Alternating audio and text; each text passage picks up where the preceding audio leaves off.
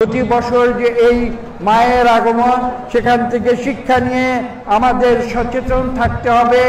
আমরা বাংলাদেশে কোনো অন্যায়কে প্রশ্রয় দেব না। যেটা সত্য, যেটা ন্যায়, যেটা সুর, তার প্রতিষ্ঠা বারবার করতে হবে। এই পূজা যে শারদীয় পূজা, সেই শারদীয় পূজার মূল মন্ত্রটি কি, সেটা কিন্তু আমাদের উপলব্ধি করতে হবে। কেবল আনন্দ উৎসব করলে হবে না। শারদীয় পূজার যে মূল বার্তা, সেটা হচ্ছে কি, বছরে একটি বার মা আসেন। তিনি আসেন কিন্তু একটি বিশেষ উদ্দেশ্য নিয়ে। সেই উদ্দেশ্যটি কি?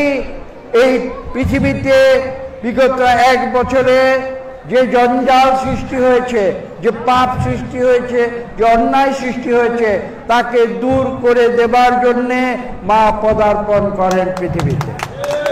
এবং আমাদের মনে রাখতে হবে যে অন্যায়কে কোনোদিন প্রশ্রয় দেওয়া হবে না।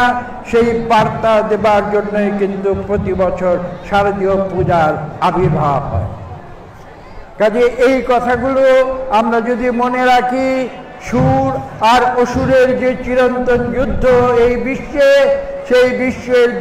সেই চিরন্তন যুদ্ধে অসুরকে পরাজিত করতে হবে।